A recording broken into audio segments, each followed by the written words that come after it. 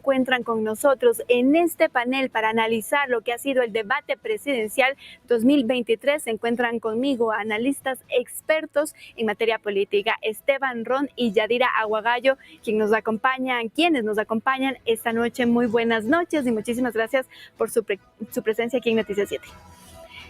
Sí, bien, nosotros vamos a empezar a conversar entonces lo que ha sido este debate y quisiera iniciar entonces, Yadira, preguntándote qué tal te ha parecido, ¿hay o no un ganador en este debate presidencial? Buenas noches, Andrea, es un honor compartir este panel con Esteban. Creo que es importante primero como marcar la cancha de este análisis que vamos a tener. Yo lo hago sobre todo desde el análisis del discurso y desde el análisis crítico del discurso, anclado a, digamos, los momentos o las estrategias comunicacionales que utilizaron los dos candidatos en estas 2 horas de debate. Y en torno a eso, digamos, desde que se mire el análisis del discurso, no se podrían establecer ganadores o perdedores, pero lo que sí podríamos hacer es analizar las categorías discursivas que han utilizado, las estrategias retóricas que han colocado sobre la mesa y de algún modo visualizar los posibles impactos que eso pudiese tener en la generación de la opinión pública. Esteban, ¿qué tal le ha parecido entonces también este debate presidencial? Muchísimas gracias, Yadi, por esa primera intervención. Andrea, buenas noches. Yadira, siempre honrado por estas invitaciones. De la misma manera, creo que no es prudente decir que alguien ha ganado o alguien ha perdido un debate. Yo creo que podremos hacer un análisis sobre la consistencia estructural de los discursos, hacer algo de fact-checking respecto de los datos que presentaron y además algo respecto de lo que es o de lo que son las políticas públicas a las que se refirieron los candidatos, para que de esta manera, pues quienes nos ven y nos escuchan puedan sacar sus propias conclusiones en virtud de lo debatido. Hemos visto que ha sido realmente pues un debate tal vez plano, incluso en redes sociales se lo ha calificado hasta como aburrido. ¿Ustedes qué opinan sobre aquello? 2 horas, entonces, en donde no hemos visto tampoco mucha confrontación entre los dos candidatos, Yadira. Bueno, hay que empezar definiendo al debate como un discurso en sí mismo, analizarlo como una unidad discursiva, y en medio de ello todo discurso parte de una situación, es decir, de un contexto. ¿Y cuál era esa situación? Esa situación era la de un debate obligatorio que, como lo manda el Código de la Democracia y como lo tiene que hacer el Consejo Nacional Electoral, se ha organizado para mirar, digamos, las propuestas de los dos finalistas y quienes están terciando en la segunda vuelta. Dicho esto, ese contexto, digamos, implica un contrato comunicacional, implica un contrato de comunicación. Y ese contrato de comunicación ya nos había definido a todos y a todas cuáles eran las reglas y las definiciones de lo que íbamos a ver aquí. Vamos a ver un debate que tenía 4 ejes temáticos: pregunta, réplica, pregunta complementaria o contrarréplica. Y digamos, si es que uno desde digamos, la estrategia de comunicación quiere ser entendido dentro de ese contrato de comunicación, sigue esas reglas. Entonces, digamos, como se ha marcado el contexto y como se ha marcado el contrato de comunicación, esas eran las reglas del debate. Sin embargo, dado que este es un proceso persuasivo además y que tiende hacia la persuasión, se permiten o hay unos ciertos márgenes de maniobra en los que por medio de herramientas discursivas y estrategias discursivas y argumentales se puede generar una individualización, es decir, qué me hace diferente de la persona con la que estoy debatiendo y cómo genero esa posibilidad de atención aún en medio, digamos, de ese contrato de comunicación rígido que nos proponía la estructura en sí misma del debate. Bien, tener tanta normativa no volvía tal vez cuadrado este debate e incluso quita tal vez esta pasión, como tú dices, Yadira, que puede hacer persuasivo al discurso, Esteban. Lo que pasa en este sentido, Andrea, y a mí me queda una de las frases que alguna vez las recibí en las clases de comunicación estratégica, es que no es lo que se dice, sino lo que queda, ¿sí? Entonces, justamente, y al estar en un entorno de personalización de la política como el que estamos viviendo, lo que los candidatos trataron de hacer es que su mensaje llegue, y llegue a un público disperso y diverso, ¿sí? Costaba mucho mantener la hegemonía del debate, costaba mucho tener la atención focal en cada uno de los puntos, pero creo que los candidatos en ese sentido, si bien estaban preparados al momento de hacer ese traslado comunicacional para que quede empezaron con ciertas imperfecciones, ¿sí? Y esas imperfecciones... ¿Cómo cuáles, por ejemplo? La primera ronda en la que Daniel Noboa se mostró bastante nervioso, cruzó algunos temas en lo que tenía que ver con el tema de política económica, habló de salud, de internet, de drenaje, de dragaje y bueno, en general, ¿no? Entonces, lo que trataron de hacer, como te decía Andrea y Adira, es que se quede un mensaje en un público disperso y diverso. Y eso complicó las cosas e hizo que ellos se cuiden mucho en lo que decían. Y eso lo volvió plano. Además, obviamente, lo que tú dices, Yadira, es sumamente importante. Es un contrato, son reglas preestablecidas y además, con la experiencia del primer debate, obviamente el rol de la moderación iba a tener un rol trascendental. Vimos que en este caso la moderadora intervino dos veces para efectuar una interlocución para que Daniel Noboa conteste las preguntas. Entonces también como que había esa temerosidad para que sus mensajes sean cortados. Creo que por ahí lo volvió plano. ¿Se logró entonces que se deje ese mensaje de parte de los dos candidatos, Yadira? Porque, por ejemplo, y lo comparo incluso con el primer debate en donde veíamos repetidas veces una misma frase, sobre todo de la candidata Luisa González. ¿Esta vez ha ocurrido lo mismo? ¿Se dejó tal vez un mensaje fuerte en la percepción de la audiencia? Ahora, hay que entender que todo proceso de comunicación, y el debate, por supuesto, es un proceso de comunicación, es un proceso también de desmitificación. Al ser un proceso de comunicación, la comunicación lo que tiene que hacer es desmitificar. Y al mismo tiempo, si es que estás en una situación en la que debates con tu contrincante político, el objetivo o uno de los objetivos es también la generación de esos mitos. De ahí que, aunque hayamos visto a una Luisa González tal vez mucho más estructurada, más siguiendo las reglas del juego, ¿no es cierto?, más apegándose a este contrato de trabajo, posiblemente sí vimos a un Daniel Noboa jugándose un poco más en ese margen de maniobra de sus herramientas discursivas. Y esas herramientas discursivas podían o pueden ejemplificarse en ciertas cosas. En reiterar a lo largo de todo el debate esos mitos generados alrededor de la Revolución Ciudadana. ¿Para qué? Con el objetivo de generar después del debate, en el post-debate, estos grandes titulares alrededor de lo que se dijo. Por ejemplo, hacer referencia a una refinería invisible, hacer referencia a construir un plan habitacional en un terreno que ya está aplanado, utilizando, digamos, la herramienta retórica de la Revolución Ciudadana. En el primer debate de esto ya lo hicimos. Entonces retoma el ya lo hicimos, pero construye nuevamente un momento mítico.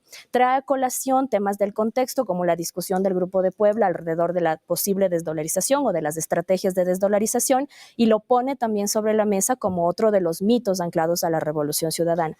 Y algo muy interesante que hemos observado es que en el primer eje, en el eje económico, Noboa no solamente coloca sobre la mesa los mitos de la Revolución Ciudadana, sino esos grandes mitos que han marcado el debate político y social en el país, que tiene que ver con la figura de los banqueros. ¿Acaso un guiño a esa figura de un Guillermo Lasso muy asociado a esto de el discurso del banquero en esta primera, en ese acercamiento que hace Noboa al decir que lo relacionado con las tasas de interés, por ejemplo, solo beneficia a los banqueros? Entonces creo que si bien hemos visto una Luisa González más apegada al contrato de comunicación, hemos visto a un Daniel Noboa jugándose más en el margen de maniobra de colocar elementos míticos sobre la mesa y, digamos, en ese sentido generar tal vez un posicionamiento no de sus propuestas, pero sí un posicionamiento de estos grandes titulares. Bien, antes de continuar, vamos a escuchar entonces las propuestas de los dos candidatos en el primer eje y que estaba pues dividido. Vamos a escuchar lo que propusieron para el eje económico.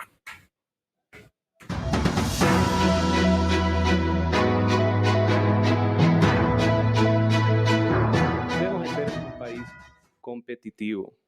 Hoy en día el Ecuador no lo es.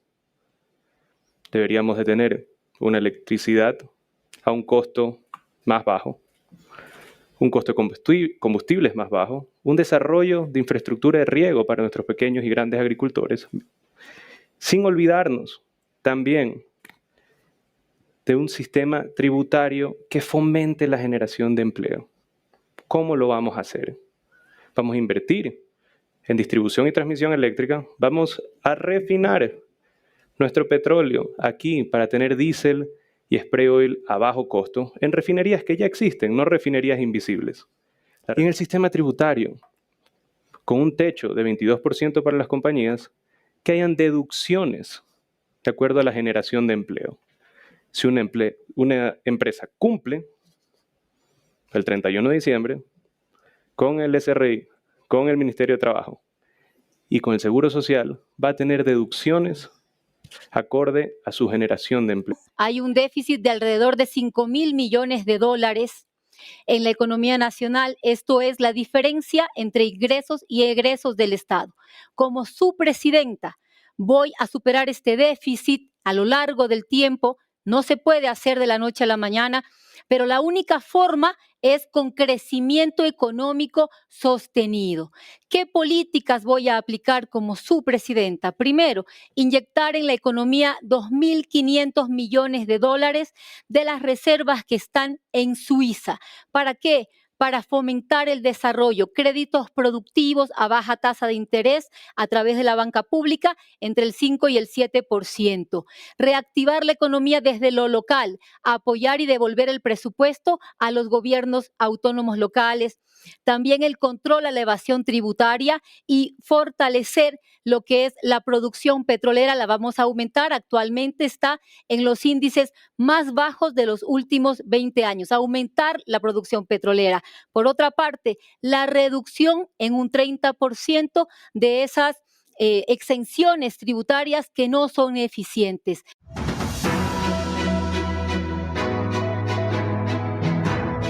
Bien, en estas propuestas y que era pues el primer bloque de los dos candidatos de Eje Economía, se habla mucho e incluso ahí hay una parte en donde Luisa González le dice a Daniel Noboa que ya no se manden indirectas, y en el primer, digamos, en este primer bloque tal vez vemos un poco más nerviosos a los candidatos. ¿Cómo percibe usted, Esteban, este primer bloque? E incluso esas propuestas se diferencian del primer debate electoral.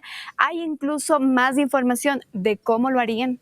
Definitivamente, Andrea, sucede eso. Claro, los dos candidatos estaban con el nerviosismo inicial. Daniel Noboa definitivamente mucho más nervioso que Luisa González, pero creo que los dos hacen esta teoría que se llama la rehabilitación de la verdad bajo temas de certeza. Daniel Noboa se muestra un poco impreciso en la primera parte al presentar ciertas cifras que no venían dentro de una pregunta bastante compuesta, porque recordemos que la pregunta hablaba de déficit fiscal, equilibrio interno, política social sostenible y además dolarización, algo muy complejo de tratar en los pocos o escasos minutos que existían. Entonces, en ese sentido, ¿qué es lo que pasó? Daniel Noboa habla de electrificación, agricultura, de un sistema tributario, pero no logra hacer una hilación definitiva a una concreción. Mientras que Luisa González, creo que aprendiendo este tema de la significación de la certeza, siempre realizó una estratificación por ejes. Entonces, en el tema económico, cuando se habló de este tema compuesto, señala 4 ejes específicos, que es la inyección de reservas, como veíamos, el tema de créditos tributarios y el tema presupuestario de GATS, con los controles respectivos. Entonces, yo creo que eso fue lo que marcó en la primera parte, nerviosismo más certeza. Y en las contrapreguntas, claro, tal vez Daniel Noboa apeló a un tema de conocimiento de la administración internacional, con el WTI y demás, que Luisa González supo responder, además no solo con un discurso, digamos, de memoria, sino dijo, nosotros tenemos un crudo pesado, por lo tanto se tiene que realizar a través de eso. Entonces, digamos que en esta primera parte, a pesar de que no es una materia que Luisa González la domina, como que prestó más certezas. Bien, y nuevamente esa pregunta, Yadira, ¿se concretaron estas propuestas incluso, por ejemplo, y en el tema económico, que es del que ahora mismo hemos escuchado, incluso en de dónde van a venir los recursos, que fue lo que faltó muchísimo, por ejemplo, en el primer debate? Antes de responder esa pregunta, Andrea, creo que sí es fundamental decir que si bien el formato del debate no permite a los candidatos tener una estrategia de apertura, porque pasa directamente hacia la generación de la propuesta, en este caso la propuesta número 1 del eje relacionado con lo económico, los candidatos podían haberse tomado por lo menos 5 segundos para establecer una estrategia de apertura sólida, consistente. Lo que vemos en el caso de Noboa es una estrategia de apertura en la que envía un saludo a un actor individual a quien no conocemos, hace referencia a una situación personal, médica, de una urgencia médica, y deja abierta la puerta para el interrogante de qué habría pasado y por qué eso es tan importante, porque incluso se lo tiene que agradecer en medio de un debate que se ve a escala nacional. mientras que la apertura o la estrategia de apertura de la candidata de la Revolución Ciudadana apela al sentimiento de la ecuatorianidad, ¿no? Estimados ecuatorianos o queridos ecuatorianos. Sobre los cómo, el tiempo es muy corto y las preguntas, coincido con lo que marca Esteban o con lo que dice Esteban, en que las preguntas son tan amplias, abarcan tantos ejes: equilibrio fiscal, dolarización, sostenibilidad, déficit, etcétera, que, digamos, resumir en un minuto y en los posteriores segundos que brindan las réplicas y las contrarréplicas para hablar de los cómo de estos 4 ejes involucrados dentro de una sola pregunta se hace complejo. Creo que ambos candidatos han escuchado mucho de lo que se dijo del debate anterior, que no se establecían los cómo, y de alguna manera han tratado de ser un poco más concisos. Sin embargo, creo que sí nos seguimos quedando en el territorio de los qués y no en el territorio de los cómo, porque evidentemente es de necesario que la pregunta tal vez sea mucho más específica para que podamos tener una respuesta sobre el cómo hacer las cosas. Bien, en este eje temático también tuvimos el tema pues del fenómeno del niño, que fue uno de los que se habría incluido en el eje temático de economía. Escuchemos cuáles fueron las propuestas de los dos candidatos en torno a este tema.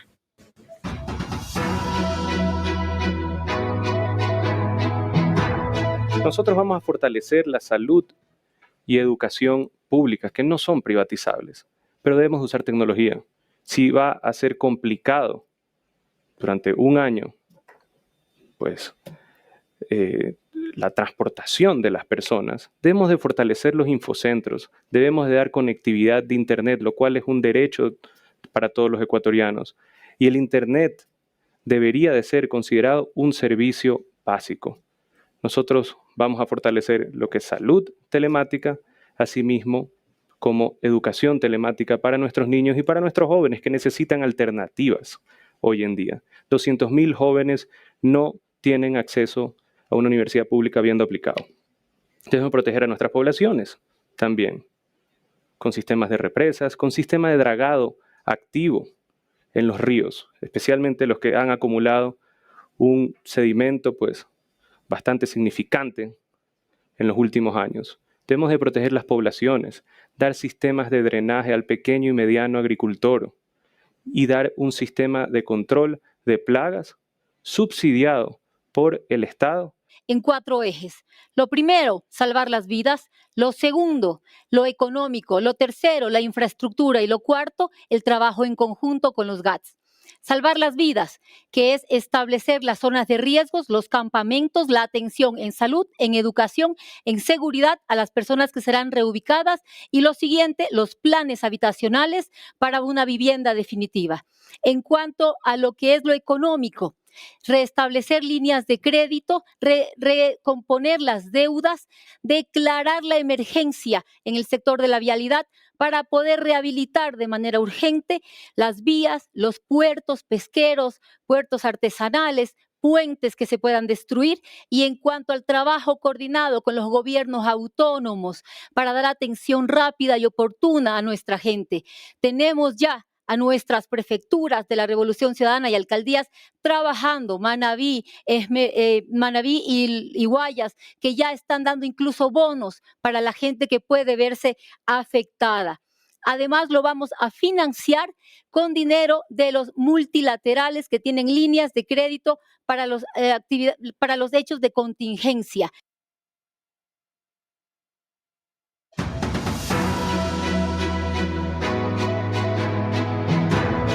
Bien, aquí me llama algo muchísimo la atención, y es que ninguno de los dos candidatos se ha referido al plan que ya se deja de este gobierno para enfrentar el fenómeno del niño, teniendo en cuenta que llegaría a finales o mediados de noviembre, diciembre el fenómeno del niño.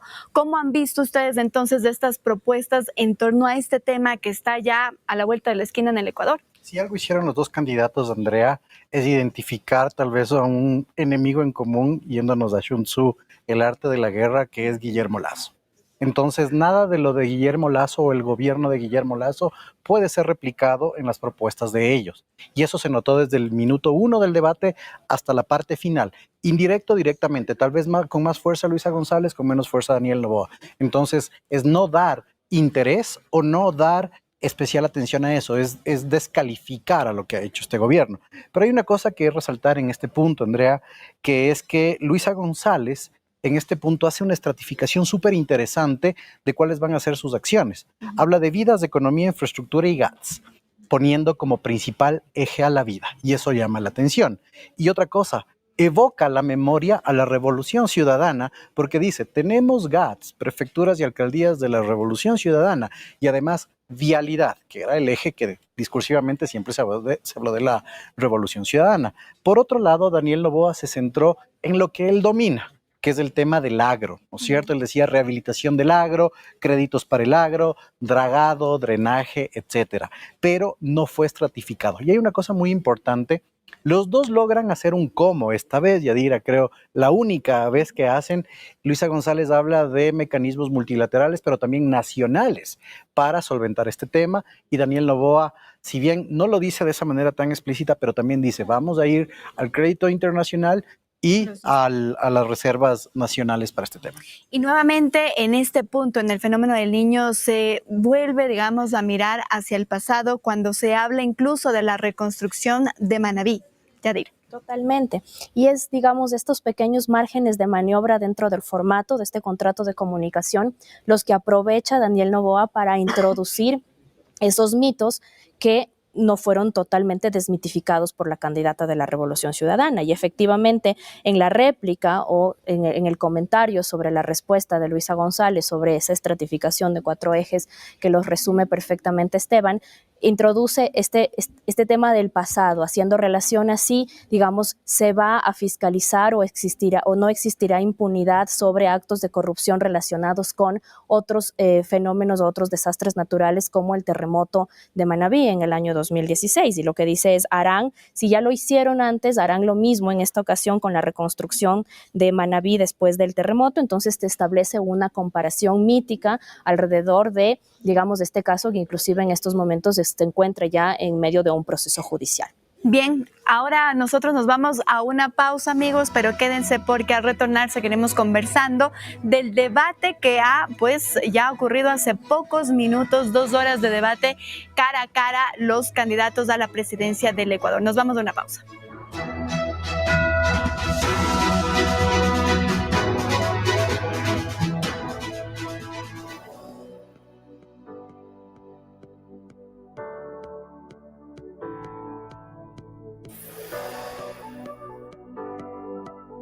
Me da que yo. Pero cabrón. Voz de América. Es ir con dos de su vida, Belén Mora. 8:30 de la en analizar lo que empezar bien. Salgan tus mañanas.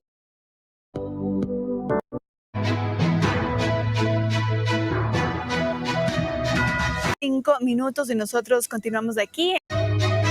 21 horas con 35 minutos y nosotros continuamos aquí en este programa que lo hemos denominado el After del Debate Presidencial. Nos acompañan Esteban Ron y Yadira Aguagallo para conversar y analizar qué es lo que ha sucedido en este debate de 2 horas de los candidatos a la presidencia. Y precisamente estábamos conversando sobre este fenómeno que pudo haber ocurrido en el primer debate.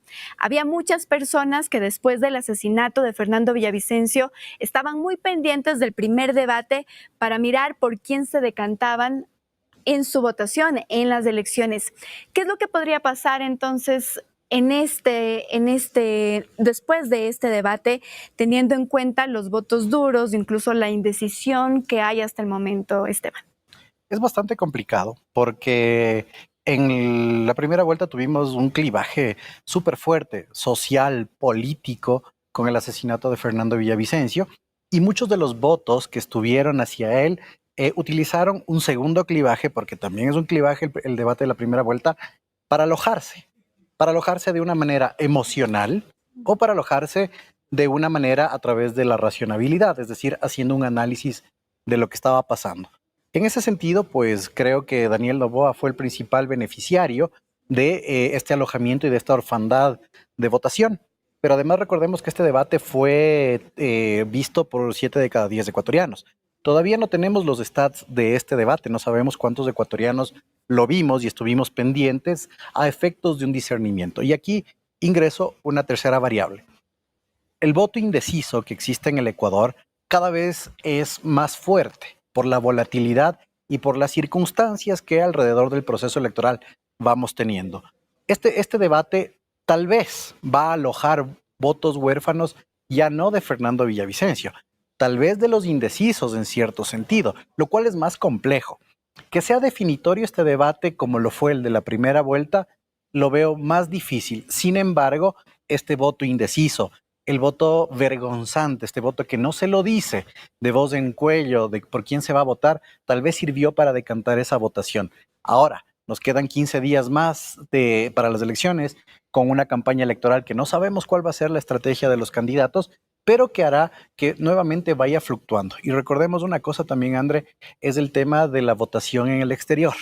Eso también va a mover las cifras de los dos candidatos. Esta vez se abrió el espectro para todos los ecuatorianos en el exterior, 410,000 personas que van a votar en el exterior y que históricamente ya sabemos a qué lado de la balanza se van inclinando estos ecuatorianos. Entonces, todo esto va a ir a influir, pero veamos poco a poco. Todavía es muy temprano como para decir cuánto influye este debate, André. Bien, ¿se mueve o no el tablero electoral o es que uno se queda con la percepción que ya tiene o que ya viene en predisposición, digámoslo así? Es decir, yo prendo la televisión y ya sé, por así decirlo mucho, quién me cae bien, quién me cae mal, y después del debate puede ser que eso quede así. ¿Cómo lo ves tú, Yadira? Bueno, como para ponerle una contextualización a mi esquema de análisis, que es el del análisis del discurso, este análisis del discurso lo que hace es recoger los corpus discursivos, es decir, lo que han dicho tanto Luisa González como Daniel Noboa a lo largo de estas 2 horas, y analizar esos efectos posibles. El análisis del discurso no puede ni mirar las implicaciones reales, ni tampoco predecir lo que puede pasar. Y aquí quiero traer a colación algo interesante. En este mismo día se dio, y me parece que sigue todavía dándose, el debate presidencial en Argentina, con los candidatos que están terciando hacia la presidencia. Y Mario Riorda, que es uno de los grandes analistas y teóricos de la comunicación y del discurso de los últimos años, durante todo el día se ha encargado de hacer unas pequeñas reflexiones en su cuenta de Twitter alrededor de los debates. Y él explicaba ahí, digamos, que la mayoría de personas llega hacia los debates ya con una información y, digamos, si no con una decisión tomada, por lo menos con unas simpatías hacia los candidatos. Tal vez una predisposición. Exactamente. Sería, ¿no? Y en ese sentido, más que información, lo que se está buscando dentro del debate o dentro de mirar los debates son esas posibilidades de una espectacularización de la política, es decir, que pueda ser un momento en el que se puedan poner sobre la mesa y teniendo al contrincante al frente esas grandes estrategias retóricas alrededor de las propuestas y de los mitos generados por ambas candidaturas. Dicho esto, coincido con Esteban que todavía es demasiado pronto para decir si el debate puede generar o no generar cierta predisposición hacia el voto de determinado candidato, de si el debate va a influir en la votación que cada uno de los dos lleve, porque este es un país en el que puede pasar cualquier cosa y un hecho, digamos, el proceso electoral tiene que analizarse en su conjunto, no podemos analizarlo solo como hechos aislados, tenemos que ver todo el contexto que ocurre alrededor. Lo que sí ha pasado es que esta noche hemos tenido varios corpus argumentativos y varios corpus comunicativos que en el postdebate empezarán a resonar y empezarán a circular también como pequeños corpus de comunicación a través de las redes sociales, de la comunicación más personal y, digamos, de las estrategias de campaña que utilicen los candidatos. Bien, y ahora nos vamos entonces hacia otro eje temático, uno de los más álgidos y también pues que la ciudadanía estaba muy pendiente, el tema de seguridad. Escuchemos las propuestas de los candidatos en torno a ese eje temático.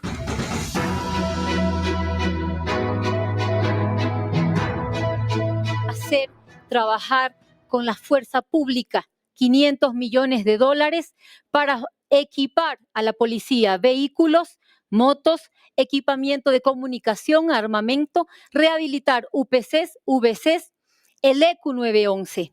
Pero también vamos a trabajar en el control que se necesita del país. Voy a retomar el control del país que nos lo han arrebatado.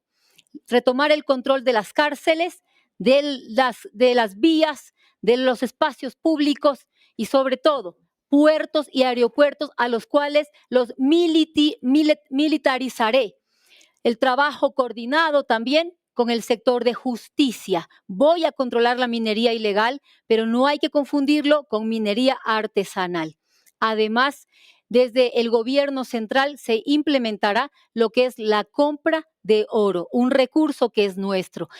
Primero, militarización de las fronteras, pero con tecnología, con un sistema de drones, con sistema de radares de verdad. También en los puertos tener doble pesaje, escáner y presencia militar adentro de los puertos. Tener un sistema de rastreo satelital en el acompañamiento también de las exportaciones en las 6 vías principales estratégicas del Ecuador. Y un sistema de escaneo en los peajes previos a llegar a puerto. De esa manera vamos controlando en diferentes puntos y vamos asegurando pues la paz y darle seguridad al productor, al transportista, al exportador, al comerciante. Establecer también una agencia nacional de inteligencia que sea única y que se reporte al presidente de la República para que dé la receta y las medidas de acción para las fuerzas de reacción que son la policía y los militares. Segmentación adecuada de cárceles, separar hombres y mujeres totalmente de las cárceles, un sistema transitorio de cárceles barcazas y tener totalmente aislado al 17% violento que es la población de nuestra.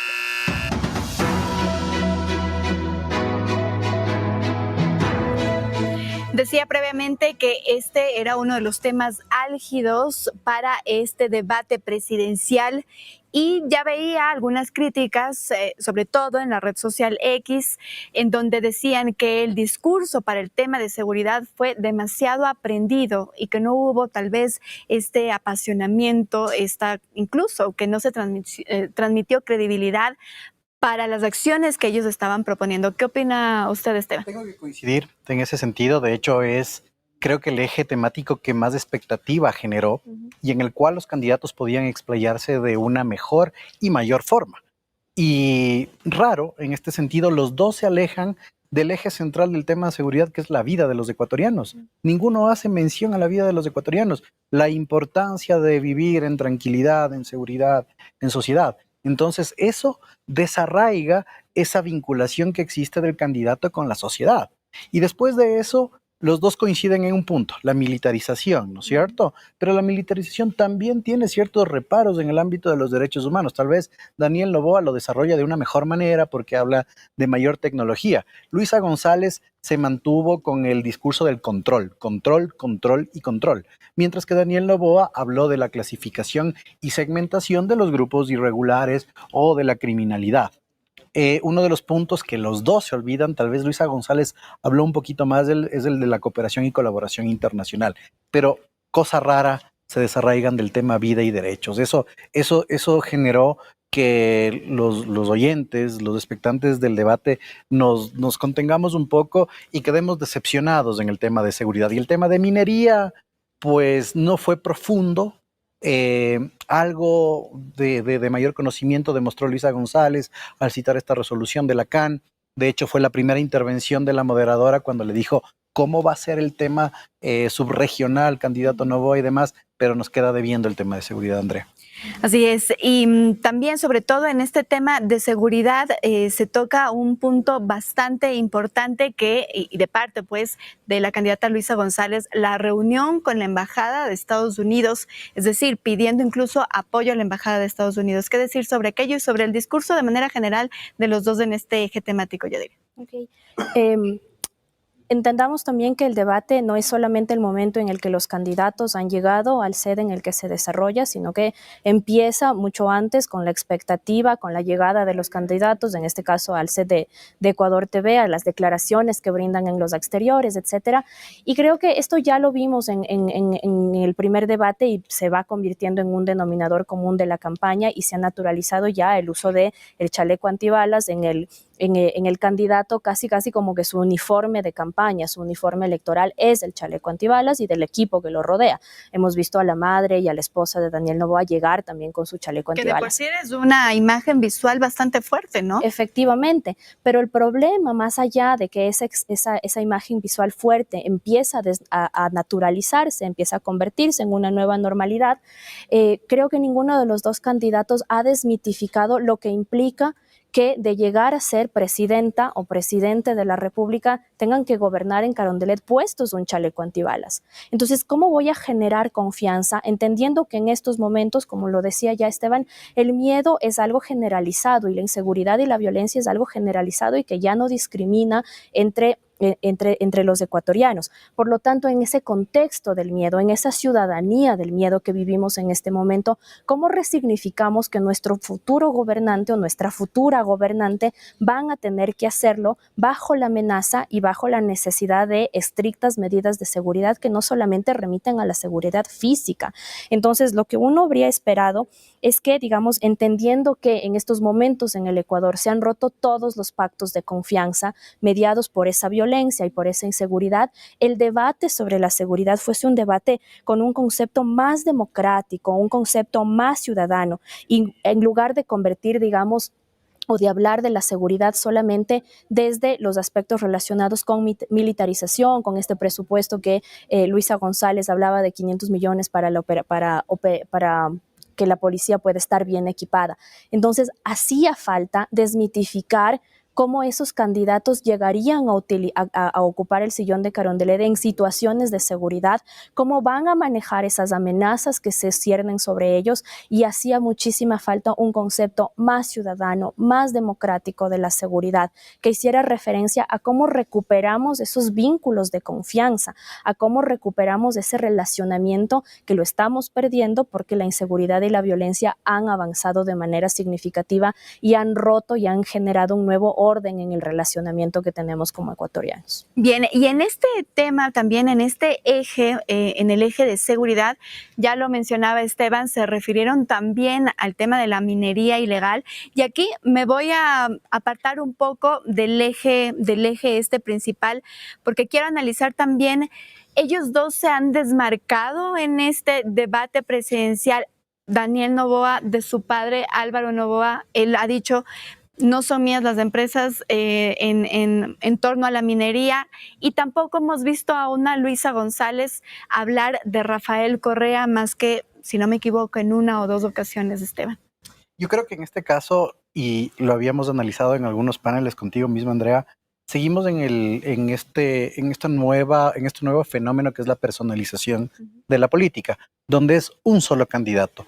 No es Álvaro Noboa, no es Rafael Correa, es Luisa González y Daniel Noboa. Tampoco es Andrés Arauz y tampoco es Verónica Abad. Es decir, ellos van a buscar Carondelet no como un equipo, sino como candidatos unipersonales, ¿sí? Candidatos de esto que se llama figuras monolíticas en la política. Y claro, obviamente el tema de la figura de Álvaro Noboa puede traer un lastre discursivo hacia la figura de Daniel, porque obviamente la diversificación empresarial que tiene el grupo Noboa es amplísima y no tenemos conocimiento de eso y puede ser imputable de muchas cosas. Lo mismo pasa con Luisa González y Rafael Correa. Rafael Correa igual tiene una historia, tiene mitos, como tú bien lo señalabas, alrededor de la figura presidencial, tiene procesos judiciales y demás. Entonces, esos dos se vuelven lastres para la figura personal que están teniendo, lo mismo que sus candidatos vicepresidenciables. Entonces, creo que esta es la mayor explosión de personalización de la política que estamos viendo en el país. Y la misma pregunta para ti, Yadi.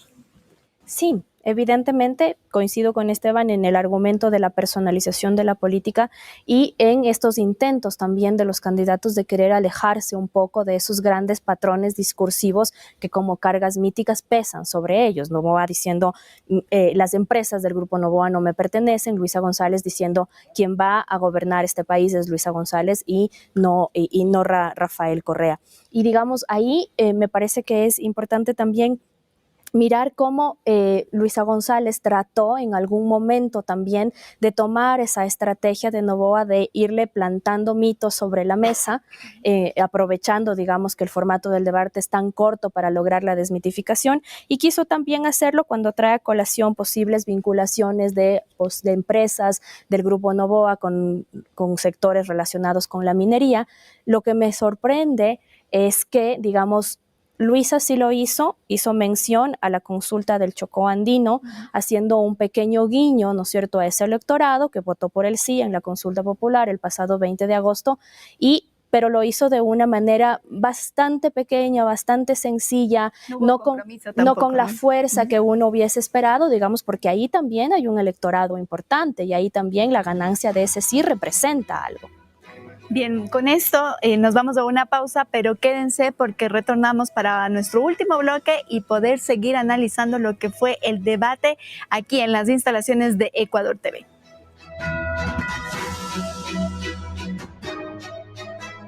Con el bono en periodo de gestación para las mujeres que están embarazadas por $60 al mes. De ahí el Sistema Nacional de Guarderías, para que madres, muchas madres solteras, puedan salir a trabajar y tengan un ingreso, si es que así lo desean, y sus niños menores de 2 años puedan estar atendidos. Desayuno y almuerzo escolar completo, con un índice nutricional que vaya acorde con las necesidades reales de los niños, comprando los productos en cada una de las provincias. De esa manera activamos la agricultura en cada una de las provincias, damos empleo a los padres, subir el presupuesto que hoy en día es del 2% del presupuesto total de salud al 10%. En los primeros 100 días de mi gobierno abasteceré los medicamentos del cuadro básico de medicamentos del Ministerio de Salud Pública a la red de instituciones de salud pública como es IES y como es Ministerio de Salud Pública. Contrataré 2.000 médicos adicionales a los que existen con especial énfasis en salud mental y daré 20.000 nombramientos definitivos al personal de salud. Y pondré operativos los quirófanos 24 horas en turnos para salir de las cirugías que están represadas y poder dar atención digna a los ciudadanos. Vamos a dar atención en todo el territorio con especial énfasis en desnutrición infantil para que identifiquen dónde hay mujeres gestantes, dónde hay niños con riesgo y ellos comuniquen a los centros de salud y nosotros poder enviar las brigadas médicas a dar atención.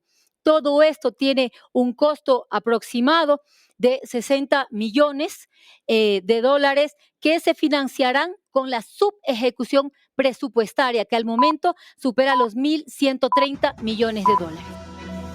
Escuchábamos ahí el eje en lo social y vemos que ambos candidatos tienen muchas propuestas en este eje social. ¿Hay credibilidad cuando se tiene solo un año y un poco más, casi año y medio para gobernar el país, Esteban? Justamente este es el eje más complejo en la receptividad que debemos tener los electores. Y yo creo que Luisa González hace una apuesta muy, muy difícil porque dice que en los primeros 100 días de gobierno va a devolver los medicamentos del cuadro base, va a contratar a 2.000 médicos en salud mental y va a ofrecer 20.000 nombramientos. Muy ambicioso. Ambicioso tal vez, esto es si llegaría el punto eje y focal que mayor escrutinio le generaría si es que llega a la presidencia de la República. Se ha criticado muchas veces utilizar esto de los plazos mínimos. Lo vuelve a utilizar. Utiliza ese número enigmático de los primeros 100 días de gobierno. Un error tal vez discursivo ahí porque nos trae una remembranza a lo no cumplible. Yadi.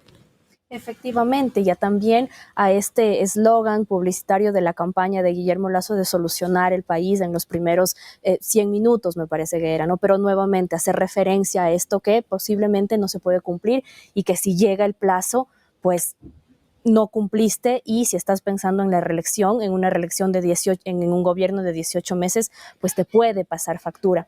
Creo que aunque como lo dice Esteban, era el eje el eje que más generación iba a tener en la empatía con los ciudadanos, tal vez es el que menos politización, hablando de, digamos, la politización como la forma en la que esto se introduce en la vida de las personas, surgió durante el debate. Bien, nos queda pendiente incluso cómo pasará entonces esta semana en el post-debate, que es donde realmente se podrá tener un análisis muchísimo más amplio. Con esto nosotros, amigos, nos vamos a despedir, no sin antes agradecerles a ustedes dos. Muchísimas gracias, analistas, expertos en política, Esteban Ron, Yadira Aguagallo, nos han acompañado en esta hora del post-debate, el after del debate presidencial.